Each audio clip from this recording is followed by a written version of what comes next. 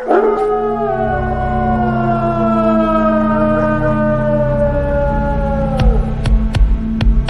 is the American Indians, Indigenous Peoples' Truths. Justice for all, the most dangerous show on media anywhere.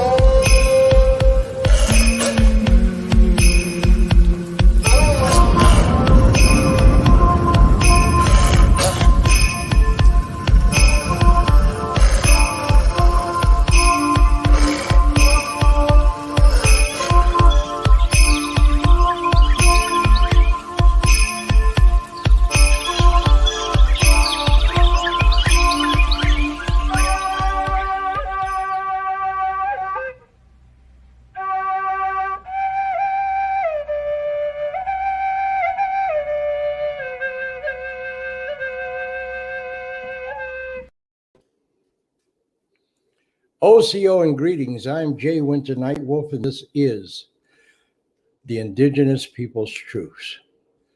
Justice for all, the most dangerous show on media anywhere. Before we get started, I would like to say that we must acknowledge the land that we walk upon here in what is known as the Western Hemisphere, and especially to their ancestors, descendants, and indigenous people who live here now and have lived here forever before the arrival of the European invaders. They lived on this land that we call Turtle Island. I would also like to say Happy Hispanic American Month. This is the Hispanic American Month. And a little later in the broadcast, my niece is going to tell you something about it. So let's get started with the show. Tonight's broadcast is going to encompass, we're going to do a fireside chat, which means those of you that view this broadcast will have an opportunity to ask questions of me and two of my guests. My guests tonight are Don Wolf, D-A-W-N Wolf. He's Crow, Creek, and Black, and a good friend of mine for many, many, many years. And also my sister all the way from Oklahoma, Marilynn Vann. Marilynn is the president of the Cherokee Freedmen's Association. So we'll be back in a minute to start this conversation and to answer your questions. We're going to do this once a month from now on, give you an opportunity to ask us questions. And hopefully we got answers for you. We'll try. And now it's news from Indian country of Chief Magistrate retired of the Virginia Supreme Court, my Chota Cherokee brother, Don Walker. Take it away, Don.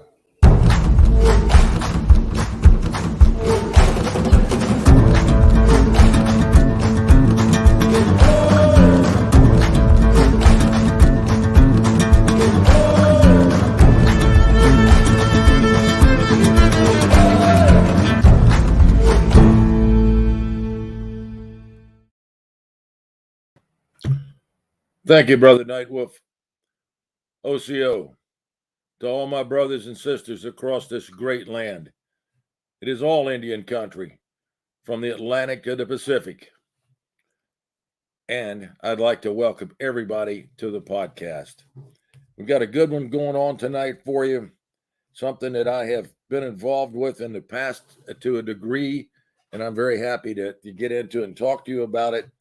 And this first news article comes from IndianZ.com, and it concerns the dark legacy of boarding schools.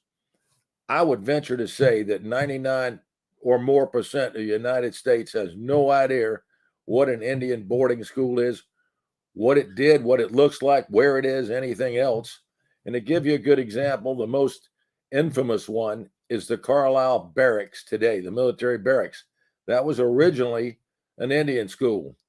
Some genius came up with the idea in the 1800s that if we created these schools, took these children by force from their families, put them in these schools, we could get rid of the savage and turn them into good white folks.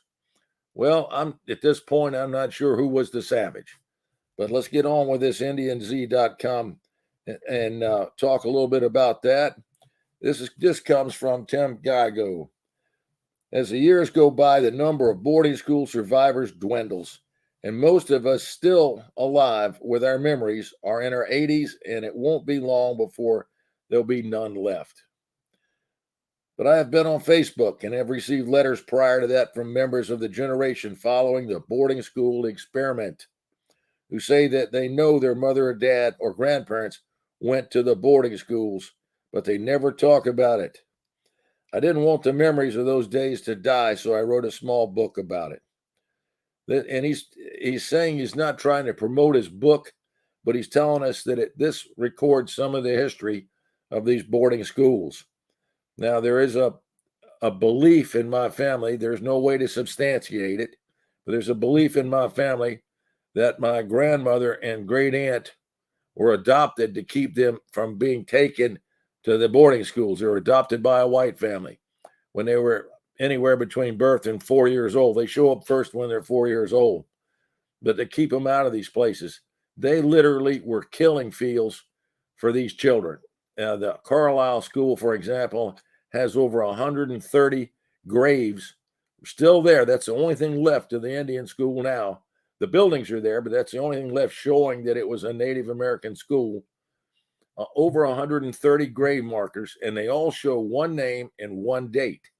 Now, the one name is probably the name they went by, not knowing anything about a last name, and the one date would be the date they died. And this is typical of these boarding schools.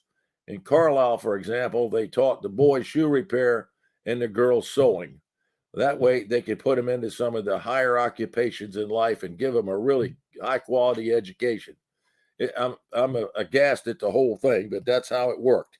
Let me get on back to what Geigo has to say here in his book that came out in 1975. It was published again in 97 by Clearlight Publishing of Santa Fe, New Mexico, and renamed Children Left Behind. When they went to these schools, these kids, everything about their culture was taken away from them. They were corporal punished for using their language. Their hair was cut. Their clothes were changed. Everything was wiped out from them, and you were subject to serious punishment. I mean, physical punishment by using any of these things, like your language. They were trying to completely wipe it out. That's one of those big skeletons in the closet nobody's talking about. We've barely gotten into the Japanese internment camps. We've just kind of recently opened up that, yeah, we did that, and that was wrong. But they haven't gotten into these Indian schools yet, and I'm hoping that they rip into them soon. It's a very important place in the world, and there's a lot of history to that. All right, in the book, it intends to bring back memories of the boarding schools to those who survived them. It is also intended to cause those memories, good and bad, to bring about the process of healing that has long been denied. But more than that, it is written to bring out the truth that was hidden for too many years. There again, as I said, about like the Jap internment camps, this one's a real skeleton, and it's so far back in the closet, you can't even find it. The new book was expanded and contains many of the columns I have written over the years, visiting with other boarding school survivors and sharing memories. It's not trying to promote the book here, because the profits from the book go to different Native American charities, because it is one of the few that revives the dark legacy of the Indian mission boarding schools. And I encourage younger generation to read it, so they will know what their parents, grandparents, and those that attended these schools experienced. And it was an attempt to destroy the culture. And they didn't make any bones about it. That's exactly what they started out to do. That was their stated goal, and they went after it. Fortunately, it didn't succeed very well. And let me get on here and about the experiences that attended the schools. The book was cathartic to them and helped them to heal. He started to write the book when he was about 17 and had to spend later in life in the military and work and so forth, and finally got around to writing this thing and publishing it. And these schools had a dramatic impact on the lives of thousands of Native American children, some for the good and some for the bad. To this day, there are those who never forgave or forgot. Many went about relearning their own history that was stolen from them at boarding schools. So as the generation of survivors fades, it will be up to others to keep the dark memories of the BIA and Indian Mission boarding schools alive. This next article is the Cherokee Nation making record investment in early childhood development. What a great stride they're making here with this. This is a wonderful thing. This is by Principal Chief Chuck Hoskin Jr. at Cherokee Nation. Cherokees have long known that the first years of any child's life should be spent in a nurturing and enriching environment to build the best possible foundation for their whole family to come, whole life to come. Our collective future is being written today by the investments we make in our youngest children. That's why I'm excited about Cherokee Nation's aggressive new plan to help our youngest learners and caregivers. Already, they serve almost 900 children through its Head Start programs, which were first started in 1978. Our tribal facilities are full of the best staff around, and they teach a first-class curriculum. We know the programming is regarded as among the best in the country. However, we have lacked the first-class facilities to house this instructions. The Verna D. Thompson Early Childhood Education Act of 2021 will change that. This historic investment of $40 million will replace 8 existing Cherokee Nation Head Start centers with new facilities and upgrade other learning sites within the Cherokee Nation reservation. The act will modernize tribe facilities for current students and thousands of Cherokee youth who will follow them. Besides the main Head Start campus in Tahlequah, we operate 65 Head Start classrooms across the Cherokee Nation reservation. And those facilities are aging and they're in need of repair and replacement. I plan to build new Cherokee Nation Head Start centers in Tahlequah, Kenwood, Jay, Cherry Tree, and Stillwell, and Redbird and Salislaw, and Salina, along with a site in Pryor that is already in the construction planning phase. Funding for the upgrades and new Head Start replacements is part of a $3.4 billion budget passed recently by the Council of the Cherokee Nation. It is the largest annual budget in the tribe's history. The act is named after Cherokee Nation's Head Start director, Verna Thompson, who worked for the Cherokee Nation in early childhood for more than 37 years. Her years of dedicated service to early learning in the Cherokee Nation are unparalleled. She's approved her position not just as her job, but as a calling. You can see the fruits of her labor in thousands of families across the Cherokee Reservation who have benefited from Head Start. Cherokee Nation Head Start students are predominantly Cherokee from low-income homes, and the ages range from as young as 6 weeks to preschool age. The children are taught cognitive, language, motor, and social skills. As part of the act, the Cherokee Nation will also make a comprehensive review of all early childhood education services for Cherokee citizens every other year, so they can identify problems to fix or successes to expand on early.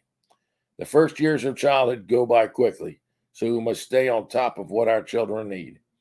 They look to the council for this legislation and give any further feedback. My hope is they pass it in next month's meeting so we can begin the process of planning and building quickly as possible.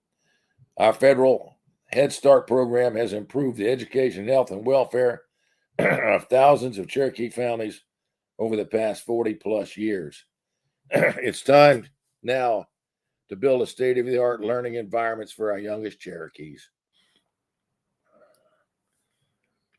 21 hours ago, natives aimed to boost voting power in New Mexico, the Associated Press.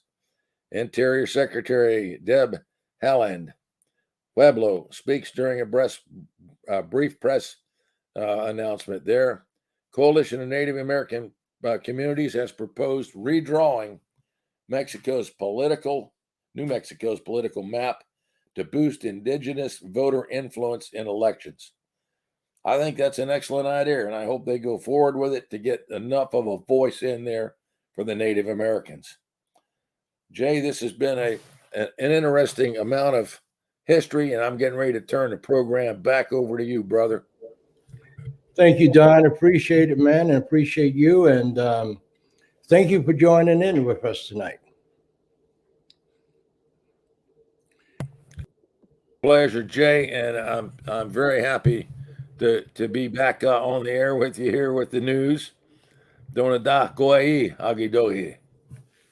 Donada. And that was Don Walker, one of my dearest friends for the last 30 years, who is a retired judge, state of Virginia. And when he was in the court system, he did an excellent job. So, celebrating Hispanic Heritage Month. And I'm going to turn it over to my niece, Sydney Parker.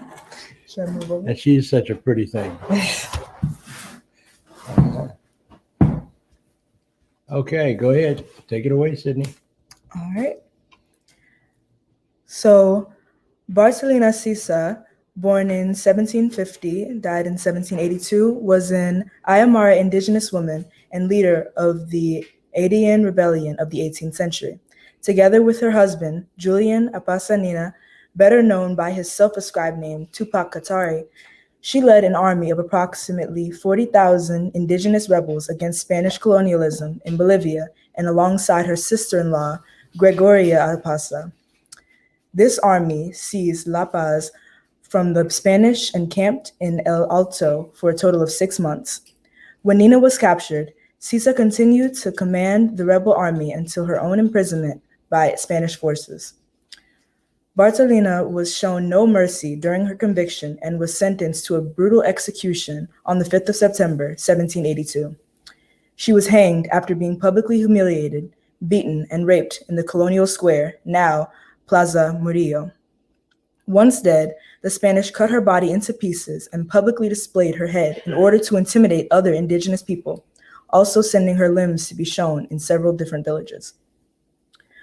Bartolina Sisa stands for the bravery of women in battling Spanish colonialism in Latin America. Her infamy lives on, and along with her husband, she has become a figurehead for various guerrilla armies and social justice groups in Bolivia today. September 5th, the date of her execution, has been declared the International Day of Indigenous Women in honor of her bravery and commitment to liberating Bolivia from the oppressive Spanish colonial presence. Thank you so much, Sydney.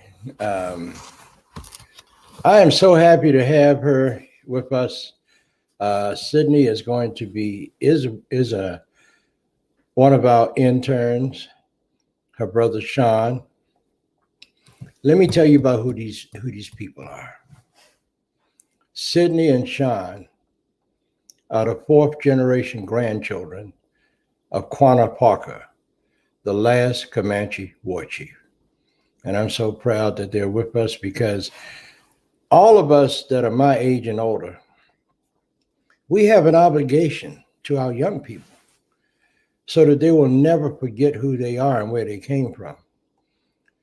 And that's why I took these two in, and we're going to make this thing work. So thank you again, Sydney. Okay. Speaking about the Spanish and their involvement in what happened in the New World, as they called it. In the very near future, I will have my cousin, who is Taino, and that's part of my blood. Her grandmother, my grandmother, and Gina Rosario. All three grandmothers were sisters, and we didn't find out about this until 7, 8 years ago. My cousin Vanessa recently contacted the King and Queen of Spain. And the reason she did that is because they wanted to put this gigantic statue of Columbus up on Borican, the island of Puerto Rico. And they fought this thing until the King Juan Carlos, and his wife, Queen Sophia, agreed and said that they will not promote this. They will not do an inauguration of this statue, because what Columbus did was an unforgivable sin. He opened the doors to slavery and all kinds of stuff, murder of people. They would cut people's hands off and feed them to the wolves and the alligators because they wouldn't go along with his program. So look for that show in the near future. Next week, I think it's next week, we're going to have my brother Spike Moss on from Minnesota. And Spike is a Black Indian who has been involved in civil rights and human rights ever since the 60s, the 1960s. And he's got some things to tell you about what's going on with Native Americans in the state of Minnesota. Did you know that white folks drive in pickups when Native Americans have to walk miles and miles to the grocery store, and on their way back home, they run them over and leave them laying there like roadkill? And the law enforcement department of Minnesota haven't done a thing. 2 years ago, they were finding Native women that had been murdered and stripped of their clothing, tied ropes around their ankles, and you would see them up on the lampposts in Minneapolis. And they've done nothing about that. George Floyd, everybody knows about that. Nobody's been prosecuted. Nobody's been arrested. So they look at us as if we are not human beings. And it's time to do something about that. Next week's show, there's a promo that's getting ready to play. Don't go away. We'll be back in a couple of minutes.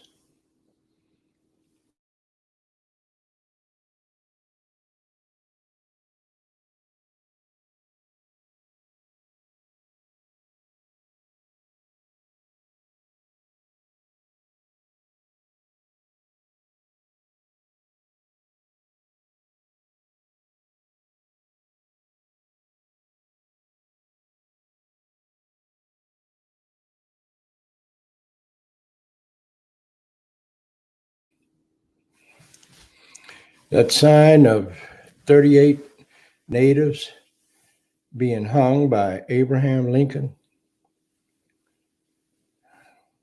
in Mankato, Minnesota. One of my closest friends, his great-grandfather was one of those 38. And we're going to talk about that next week.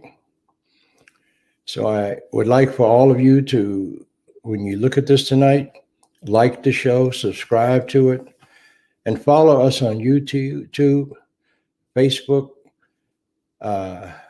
under Winter Nightwolf Productions.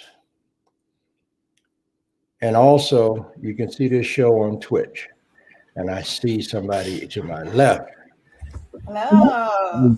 My executive producer and my real close. Hey, Leslie Fry. So I'm so sorry. We had some technical difficulties with the promo for next week. We will be showing that later. But let's go ahead and get some questions. We've had a couple of questions come in. So let's bring in our guests for tonight for our fireside chat. Okay. And get to questions. We got a lot of eager people out there with questions. All right. So would you like to introduce everybody, Elder? Absolutely. We have Marilynn Vann, who is the president of the Cherokee Freedmen's Association. I met her over 30 years ago when I went to Oklahoma. And Marilynn has been right on target fighting against this discrimination that has been going on with the Cherokee Nation, which I hope has come to an end. Discriminating against Indians with black blood. Hey, Marilynn, how you doing, sweetie? I'm doing pretty good. It's good to be here. Okay, so you're ready to be a part of this army, answer these questions tonight, right? I'll do what I can. I'll do my best. I'll just say that. I know you will. Another very familiar face to me for the last 30, 35 years. His name is Don Wolf. And Don Wolf is Crow, Creek, and Black. Don Wolf is a very good friend of mine. He was a professional conga player, and he's played with some of the biggest names in the industry. But the most important thing about Don Wolf, he never changes. And for that, I'm proud of you, bro. I really appreciate you, okay? So you better write this down in a book, because you know I don't say that too often about you.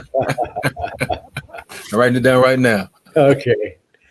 So we got Don Wolf, we got Marilynn Vann, and we got Leslie Fry, and we're ready to take your questions and answer them to the best of our ability. All right. So we do have a first question that did come in. It came in anonymously. And the question is, why is it so difficult for people to believe that there are Black Indians? Well, I think it's because they really don't know the history of the formation of this country. America is supposed to be so great, but when you stop and think about it, the founding of this country was founded on bloodshed. There were 112 million of us in what is known as the United States of America. By 1934, they had murdered all but 2.3 million of us. So how do you murder 111 million Indian people? But, you know, Black people came here over 500 years ago, 400 years ago. They came here not as slaves, they came here enslaved. They worked the fields and the plantations right alongside Native people. And if you think that there wasn't some serious relationships developed over 400 years ago between Blacks and Indians, then something's wrong with your head. You know, you have no idea or try to stop people from falling in love. You don't have control over that. And in the Cherokee Nation, before there was a Cherokee Nation in Oklahoma, there were a lot of mixed race people. Marilynn, do you want to comment on that? Yes, I do. Part of the problem is that the media, for so many years, if they showed an Indian in a movie or some kind of a TV show, almost all the time it was a white person that I think it was Chuck Connors. I think I kind of remember seeing some real old movie, and I can't remember if he was playing Geronimo or who it was, but you know, so you never saw a person who appeared to have some African ancestry, you know, playing an Indian in a movie, or the like. And so I think that's a big part of the problem. Now, nowadays, I think it would be pretty politically incorrect to have a person that is, you know, known to be a white actor that is playing, acting as Geronimo or somebody else. And then another thing is that it seems to me that like in a picture of some Indians at the White House, those Indian leaders who clearly have some African ancestry, somehow or other, they don't seem to be in the picture. Some of the tribal leaders say from the East Coast, and I'm not saying only from the East Coast, but that is, I think that's a big part of it. Yeah, it's the over sensationalization of what an Indian looks like. Everybody in Hollywood wanted to look like Tonto. And that's the biggest lie they ever put out there about us. I've seen, you know, when the white man came here, Indians were medium to dark complected people. Didn't have all of this long hair in 2 braids. And if you really want to get a little deeper into it, just look at the Seminole Nation in Florida. That was the safe house for escaped Africans to go to, and the Seminoles took them in. You're going to tell me that there was no love between those people? Come on, give me a break. Don Wolf, I see you ready to talk. Go ahead. That's one of the answers that came to me was, and the word was terror. There was a lot of killing around any of us acknowledging that we were mixed blood. And I know a number of families over the years who have those stories. And even in my own family, my grandfather taught me, and he instructed me when I was a little thing, not to tell anybody about it. But he taught me all these things, the stories and whatnot. And but now there's a big problem now, because the interaction between whites and natives and Africans is fraught with a lot of fear, and a lot of it is historical. And there always seems to be every generation keeps producing children, boys and girls, who have this very aggressive warrior inside of them. And there was somebody designated in the families to teach them what to do with that energy, and how to control what they really wanted to do to whites. And without going into that, I'm just giving glimpses of some of the things that are behind this story, because there's nothing simple about the story. There's a complexity to it. And I can go more, but let me listen to somebody else speak, because I was taking notes, because the things that both of you said have pricked my memory, different things. Okay. I want to go to Leslie in a second, but I want to tell everybody something. I am of 4 bloods. Taino Indian from Puerto Rico, Borican. Shoshone from out in the Midwest. Cherokee from my ancestors in South Carolina. And by the way, those Cherokees down there, when they were trying to pull off the Trail of Tears, my family went up in the mountains and fought Andrew Jackson off. They never submitted. They never allowed themselves to be put on that trail. And when I met my cousin, Vanessa, I had gotten a call a few months before from one of my cousins that lived in New York. And she had said to me, Jay, do you know what happened to all of Grandma's papers? And my grandmother was Cherokee. No, my grandmother was, her name was Sylvia Robles Cruz from Old San Juan, Puerto Rico. I said, no, I don't. What happened to them? She said, Grandma sent all her papers to me. I said, wow. She says, I know you're getting ready put this organization called the National Congress of Black American Indians together. And based on conversations that you have with so many people. She said, but I got something to tell you. I said, what is it? She said, I was reading a letter from Grandma that she wrote 45 years ago, telling the family that her great-great-grandmother was an African slave on the island of Puerto Rico. She said, what do you think of that? I said, well, I always knew I had some of that in me. She said, why? I said, because I could dance and keep rhythm. You're so wrong for saying that. No, I'm serious. I'm serious. Oh boy. Yeah, I'm serious. But anyway. Natives can dance too. So you got a double. You got natives can dance too. Oh yeah, natives and Africans and yeah, and all Aboriginals. Yeah, get down, get down. Time to get down. I just have one comment about that. And my comment about that is that I think it's very hard for us as Black people to conceive that some of us may have heritage. We've got a lot of people out there that are saying that it's not true, that there is no such thing as someone who is a Black Indian. And I'm using that term loosely because there is no such thing as Black anything.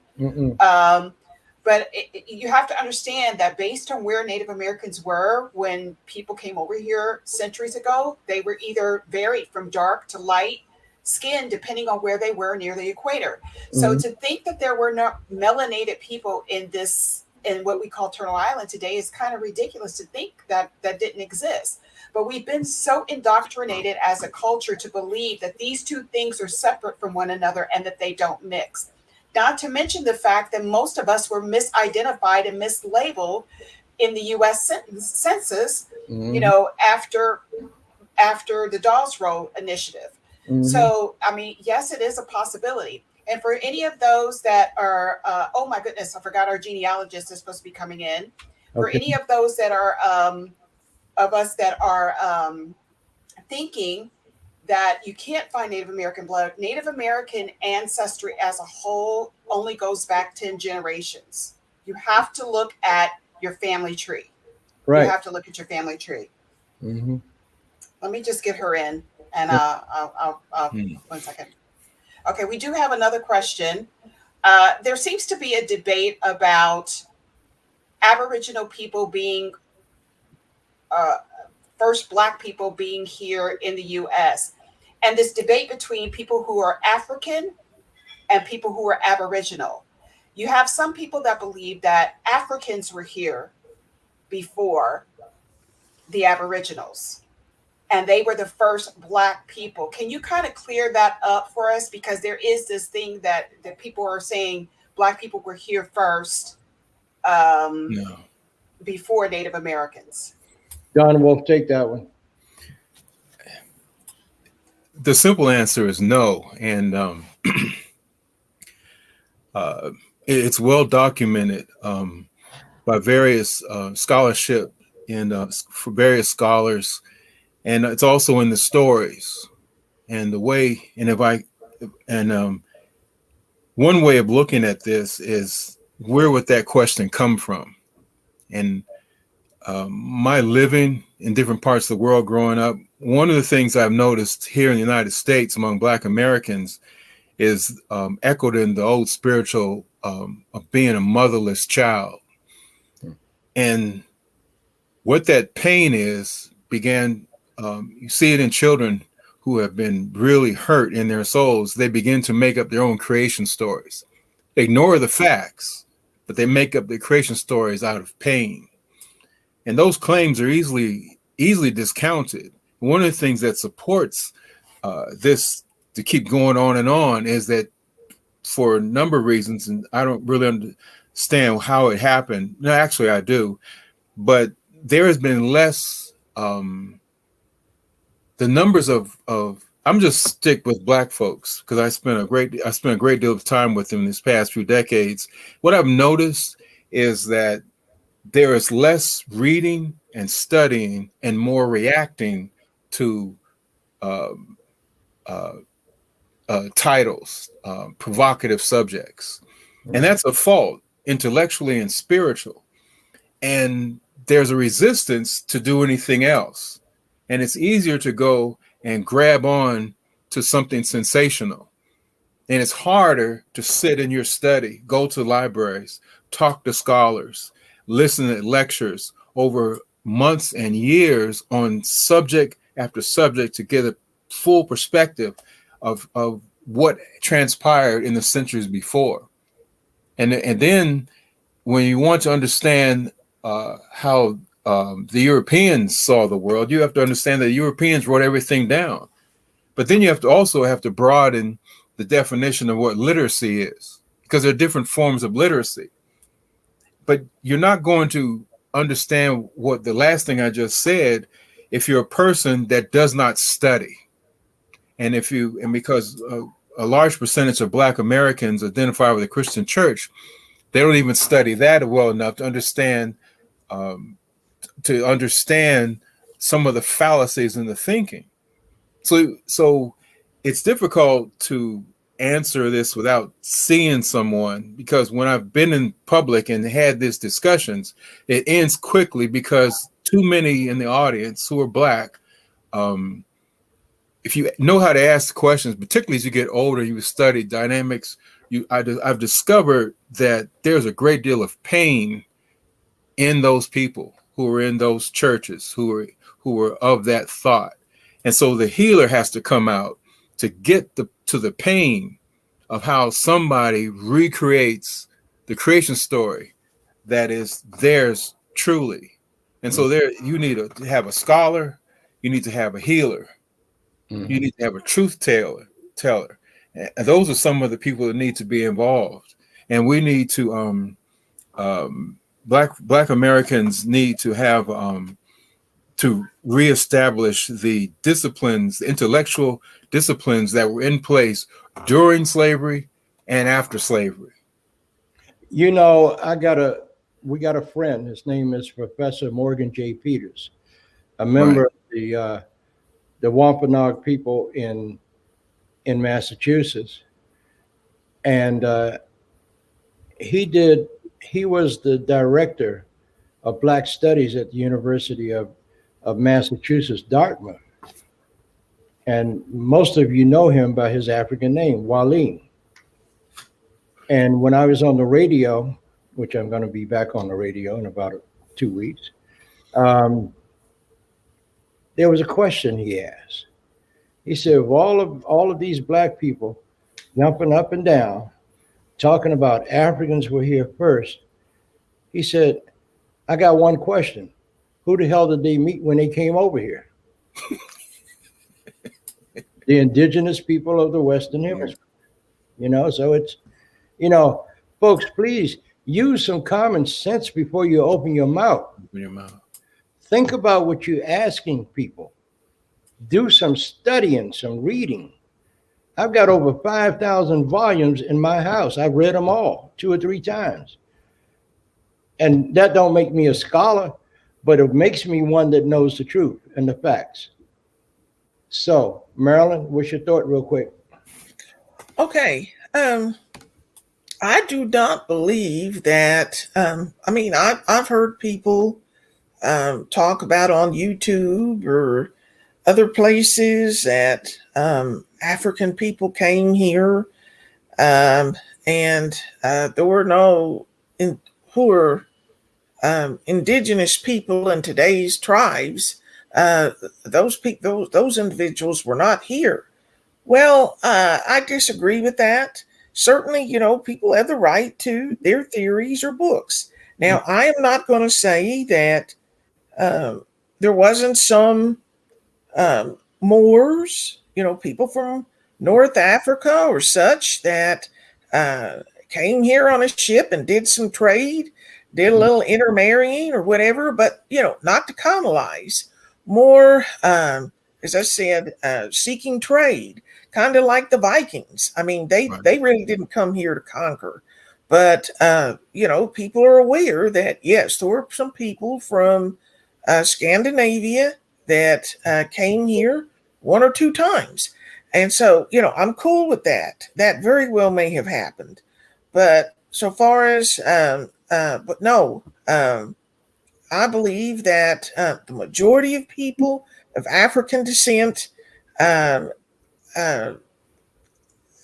to this country after 1492. And again, some of them may have been on a cruise, of the Santa Maria, whatever Columbus's ships were, or other explorers. Most likely there were some hired hands there. Could even have been a black captain, but that wasn't the majority of the people. That's right. And you know something to add to that, recorded history, the first Africans that came here were the Phoenicians. Of course, the white man wants you to believe, oh, they were white ocean-going sea merchants. They were not.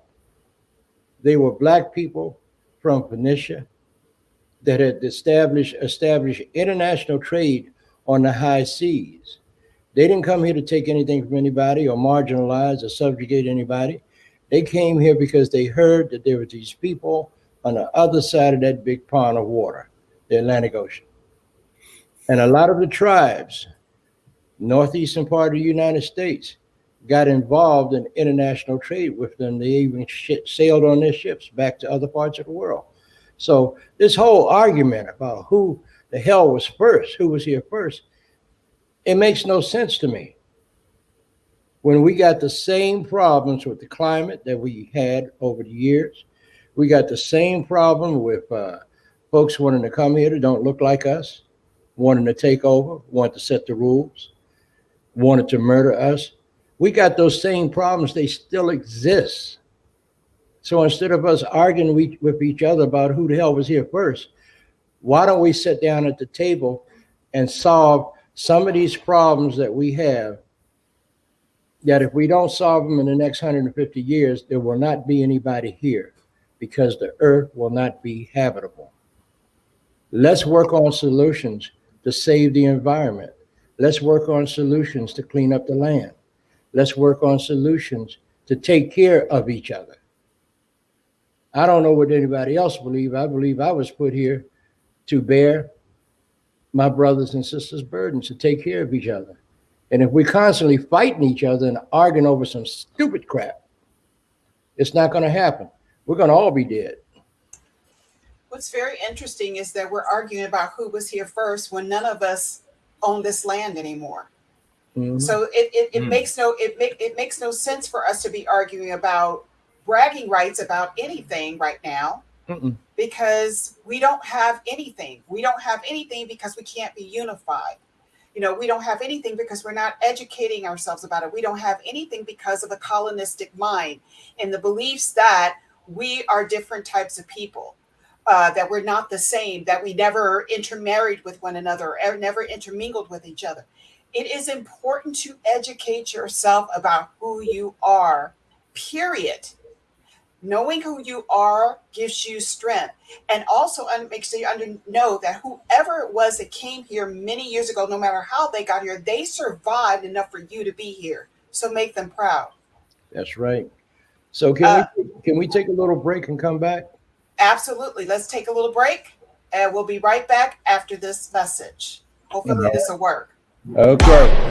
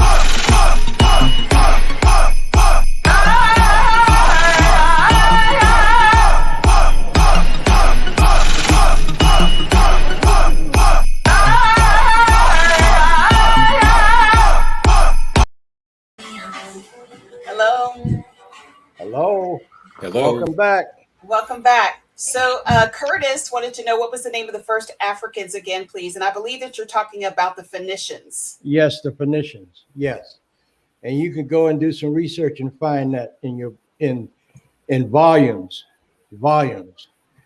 Look for a book by Dr. Jack D. Forbes called The American Discovery of Europe.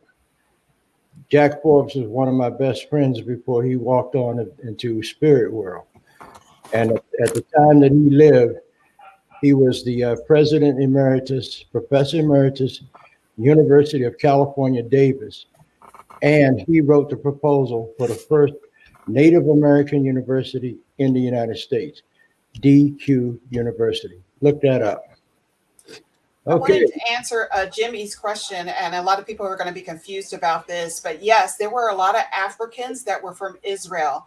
A lot of people that were Jews migrated to Africa, in particular in Nigeria, because Nigeria was a place of trade, and people went there to start businesses. So you're absolutely correct.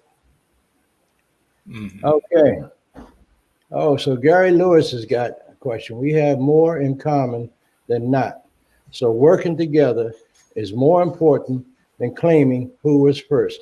Absolutely, brother. Absolutely. You got that right. And we got from Curtis Watson. He says, thanks. You're welcome. This question is for Marilynn. Marilynn, do you ever foresee any of the other 5 civilized tribes eliminating by blood or blood quantum from their bylaws? It's not going to come easy. With the Cherokee Nation, it took litigation. It took both in tribal court and in federal court. Yep. It took friendly persons up on Capitol Hill, passing legislation, great people like Barney Frank, great man, and Mrs. Waters now is a great champion of the freedmen. And also it helps if you have persons who are currently members of the tribe that are vocal advocates. And in some tribes, those persons who support freedom and citizenship is a very small number of people. There are bigger numbers in the Cherokee Nation. There was more support there than any of the other 4 tribes, just to be honest.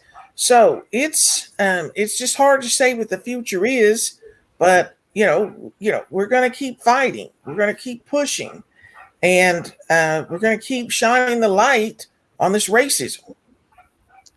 And Marilyn, I remember when I first went to Oklahoma and met you, and you were sitting at that table over there talking about justice for the freedmen. And I sat down and talked to you, and I made you a promise then that I would work with you. I had a radio show in Washington, D.C.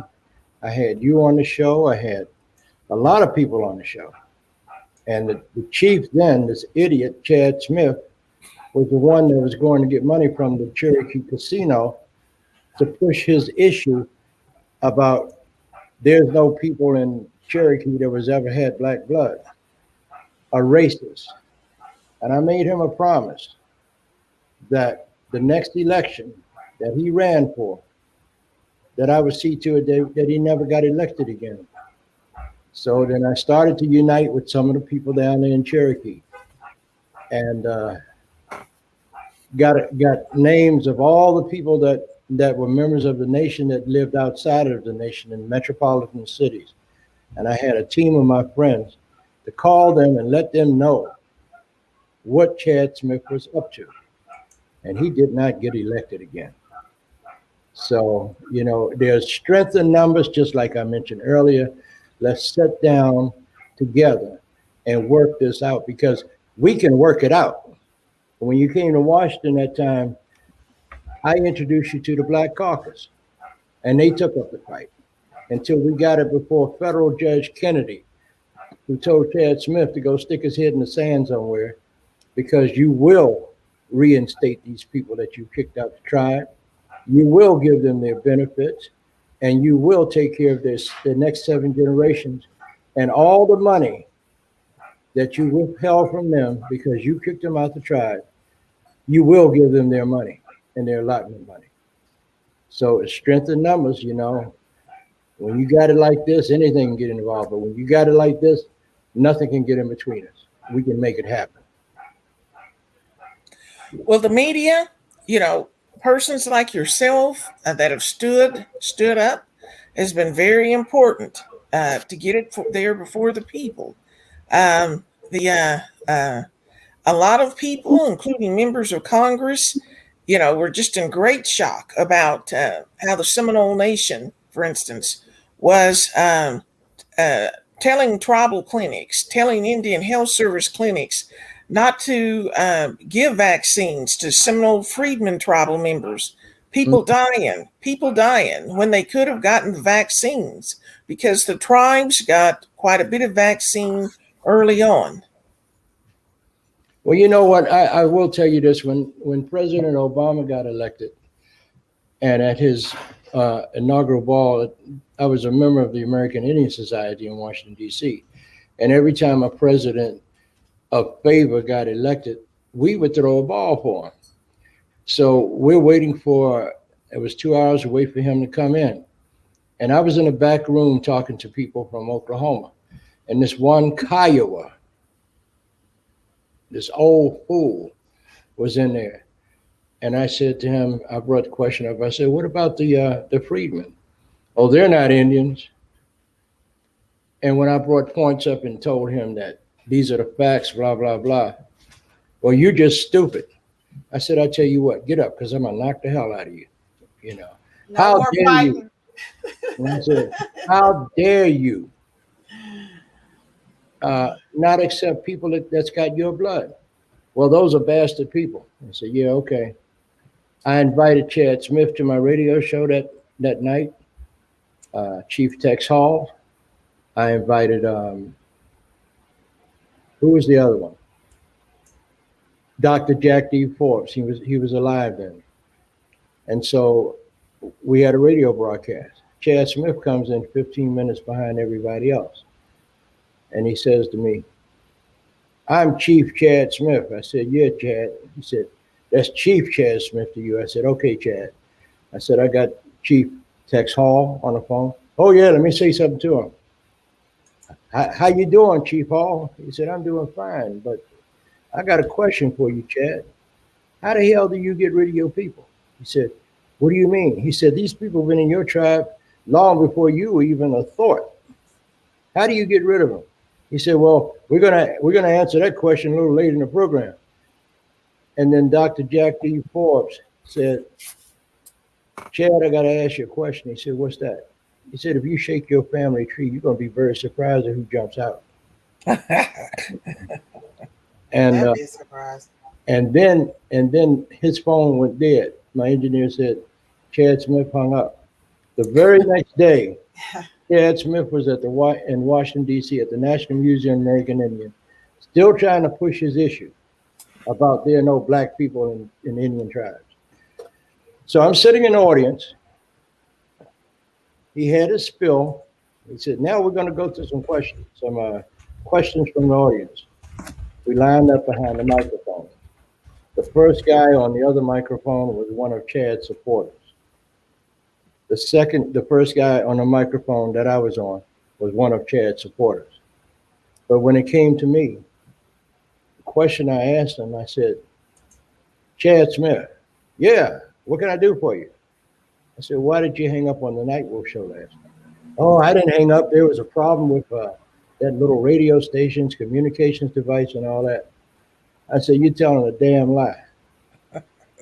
Excuse me? I said, you're telling a damn lie. Well, how would you know? I said, because I'm Jay Winter Nightwolf. Well, we're going to take a lunch break and come back. Speaking of that, let's talk about that. We do have about 15 minutes before we end our broadcast this evening in the Fireside Chat. Let's talk about people saying that they're full blood. What does anybody think about that terminology, especially somebody from the 5 civilized tribes? Well, Is there such thing as a full blood Native No. American. First of all, there were more than just 5 civilized tribes. Well, we do know that. Yeah. And secondly, um, this whole thing about, what was your question again? I'm sorry. The people believe saying that they're Oh. full blood. You know what? If you can find a full-blood Indian in this country or in South America, Central America, you got to look real hard, because over the centuries, blood has mixed and mixed and mixed again. Now, I do know a few full-bloods, but they're so far out in the rural, remote areas of parts of the United States. And you know what? That's good. That's good, because they know who they are. But somebody to come up to me and tell me that I'm full blood, I said, full blood what? Mutt? Truly. Yeah, you know. So I discount that unless you got documentation to prove it to me. I don't want to hear that.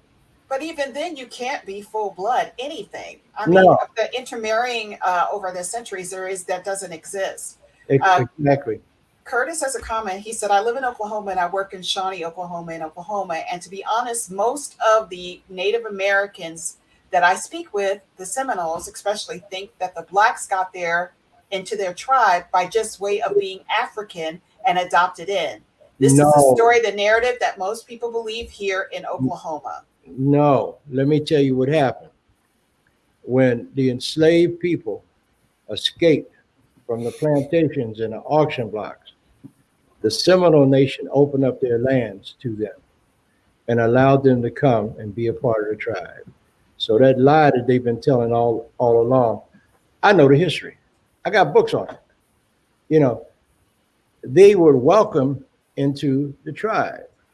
And the reason they were welcome into the tribe, because nobody else would take them in. Well, some of other tribes took them in, but on a large scale, the Seminoles took them in. And they were the ones that Andrew Jackson had his men to go into those swamps to try to fish them out. And guess what? Andrew Jackson's men became gator bait. Mhm. Let me just talk about that. Let's talk about something in particular when it comes to the Seminole Nation. We're going to talk about the Seminole Rebellion. That was a war that happened that was over 10 or 11 years old. And it was those people that were the Maroons, which were the Cimarrons, which is what the name that they were given by the Spaniards, and the Seminole tribes, which they intermingled and intermarried. That war went on for over 11 years. It cost the U.S. government back in that time, which was 1850s or so, over $2 million, and over 5,000 people were dead. And that's not accounting for the civilians that were encroaching on the territory at that time. To say that Seminoles are of pure blood is ridiculous, considering that they were intermarrying with the Cimarrons, who were Black people. Right. So the one most famous Black Cimarron and Black Seminole was Juan Caballo. And I encourage you all to read up on this man named John Horse, or Juan Caballo. Yep. Led that army. It was such a disaster for the U.S. government at the time when they were fighting, because the Seminole Nation knew the Everglades. They knew the land of Florida.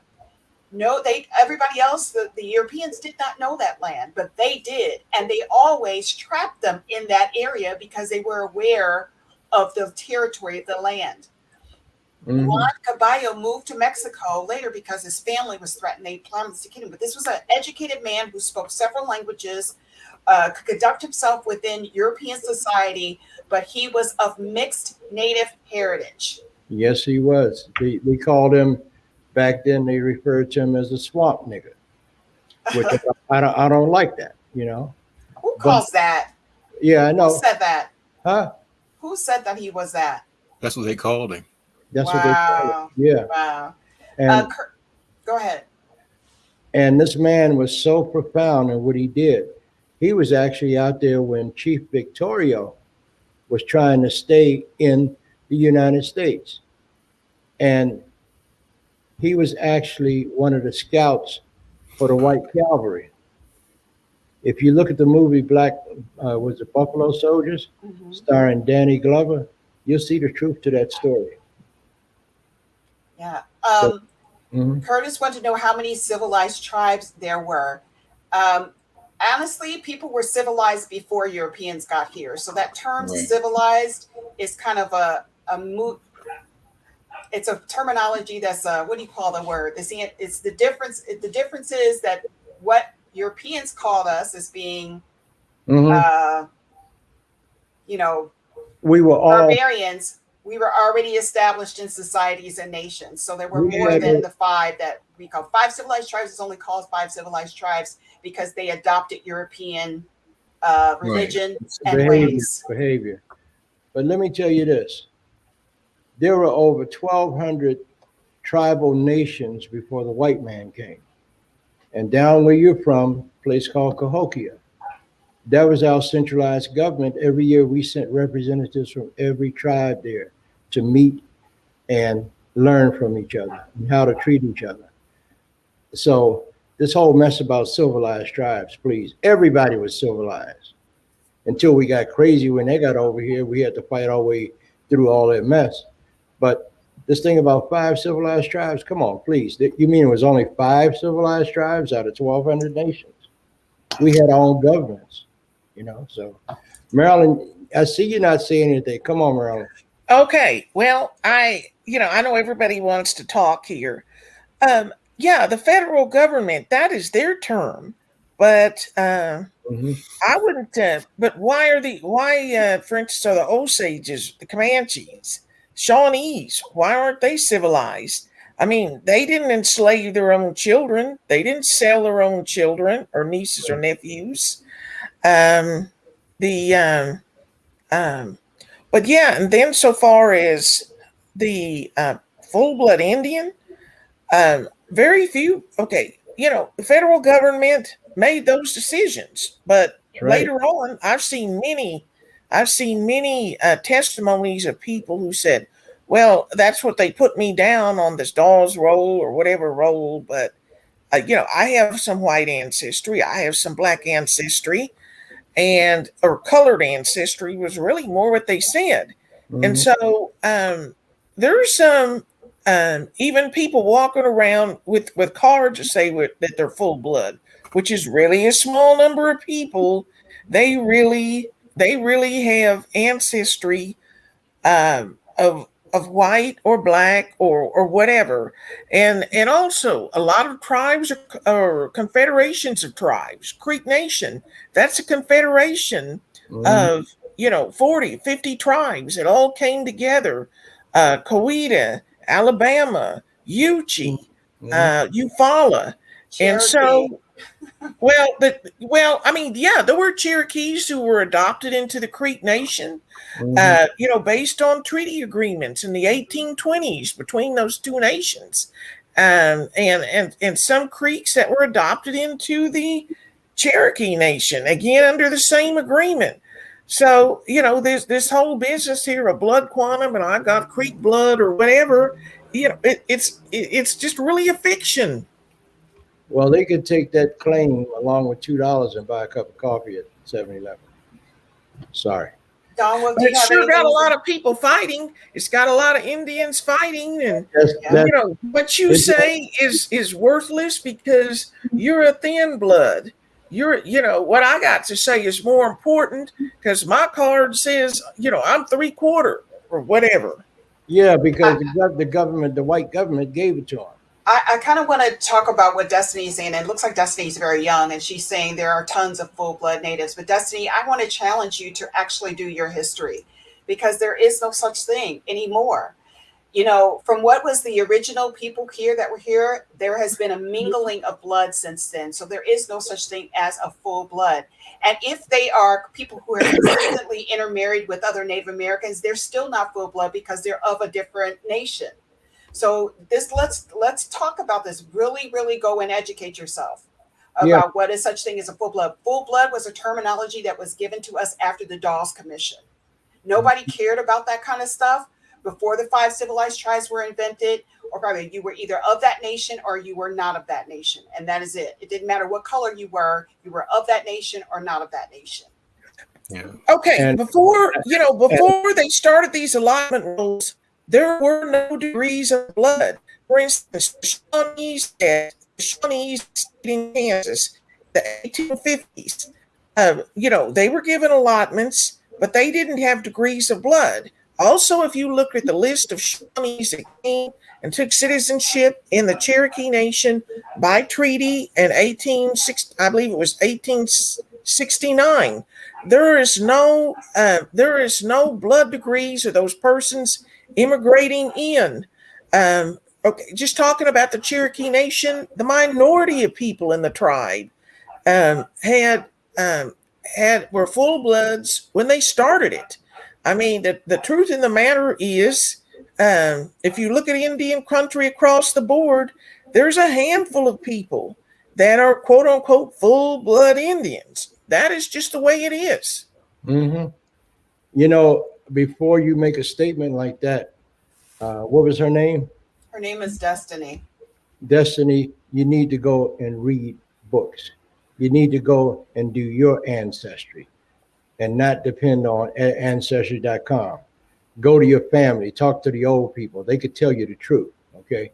Because I don't want to embarrass you, but I'm sorry, that was really a dumb statement that you made.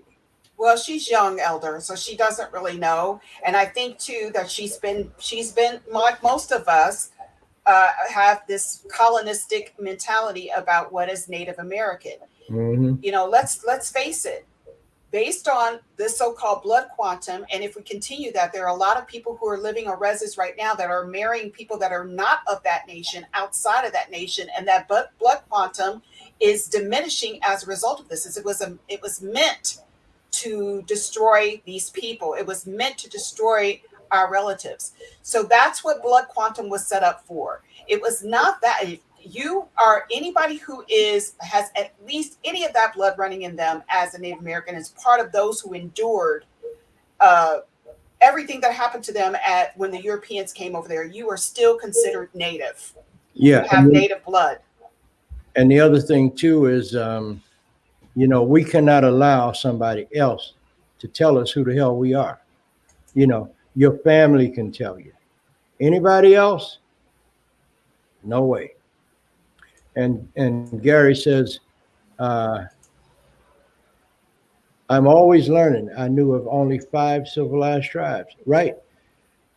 Because that's all they ever taught and printed in those books, 5 civilized tribes. What about the other tribes? None of them were civilized. And the next statement was, young lady? Sorry, she was just talking about her heritage.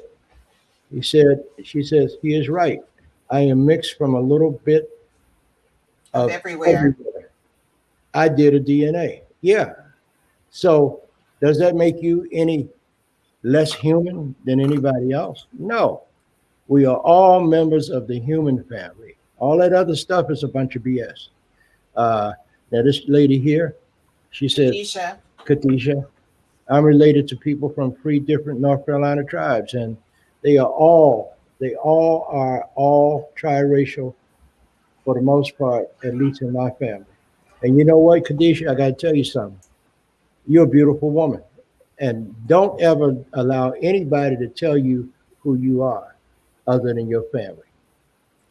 And it says Curtis says, I was truly about to say, it is as simple as just do your own genealogy. Don't rely on DNA. Do the real paper trail. There you go.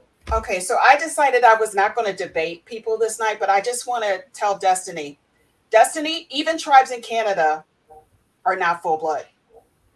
I'm just going to tell you that. We're talking about people who are Mi'kmaq, people who are there who Black people who were free people from Africa actually intermingled with Canadian natives. Even those who live in the remote Inuit Alaska may have European DNA or Viking DNA in them, because people were traveling here way before Europeans got here. Mm-hmm. Educate yourself, young lady. Mm-hmm. And most conversation, for the most part, is really, we're talking about the 575 tribes in the United States. We really are not, I know, like myself, I'm not really qualified to talk about the history of the Metis and Inuits and the Canadian Inuits and such like this, because I've only met a handful of such people. Well, I will tell you this. I met a true medicine man about 35 years ago when I had cancer the first time. I had cancer. I beat cancer 4 times. His name was Don Cardinal. And he found out after listening to me on the radio, one of my friends called him and said, Don, we've been brothers for years. Jay Nightwolf is in trouble. He's got cancer. What can we do? Don Cardinal came down to Long Island from Canada, along with his 4 sons, and built a healing lodge on Long Island. And that's where my healing began. And I will never forget that man, because after I went to that sweat lodge with him, I met some amazing people. Our medicines, they supersede anybody else's medicines. And you'll find that most of the medicines that they have on the market now are derived from our plant medicines. So I just want to thank all of you all for joining in tonight. And we got to do this again next month. We will do it again. And my advice to all of you is read and study. Do your own DNA. Don't allow anybody to tell you who you are. I had to do my own DNA. In my family, my Cherokee people from the South, they were Christians. And every birth for 5 generations was recorded in the Bible. They couldn't get birth certificates from the government. And the very same for so many of us. And all of you Native people from Virginia, if you don't know who Arthur Flecker is, you need to look him up, because he was the one that, if you were born Native, would not allow Native to be on your birth certificates. They call you colored, mulatto, and everything else, but they would not allow your tribal identity to be there. So they've been doing this mess to us for years, and we just, for many years we fell for it, but the time is over now. We don't have to fall for that mess anyway. Somebody says, Destiny, elders and others are here to educate. You seem to be argumentative. Are you receptive to knowledge other than your own? Thank you so much, sir. So thank you, Leslie, for tonight, and thank you, Don Wolf, for being a part of this conversation. And of Thank course, you for having me. You too, Marilynn Vann. Will you all be back next fireside chat? Can you come back? Yep. I know for myself, when I can, it all depends on the date for me. Yeah. Usually when I call Marilynn, she says, okay, I can do it. I got to cancel something. Right, Marilynn? Okay. I do what I can. Don Wolf, we need to hear more from you. You were very quiet this evening. Well, Don Wolf is the son of a United States diplomat, one of the smartest men I ever met in my life. And his mother, oh, she was amazing. So it says from Laura Gardner Jeffries. Thank you, elders. And what was the one before that? I don't know. Someone said that they have Cree blood. I mean, we're getting a lot of good nights, so we might as well go ahead. You got Somebody Gary. Said they love you, Miss Vann. And I have Vans in my Thank family you. tree. Thank you for the knowledge. So all of you that have watched the show tonight and enjoyed it and learned something from it, please tell your friends about this show. It's on every Wednesday night. And go to the show, watch it, like it, and subscribe, and leave a comment. Thank you all. And I'll say it in the Cherokee language, Marilynn. Danada, Goai, Wado. Wado. Wado. Thank you. You're welcome.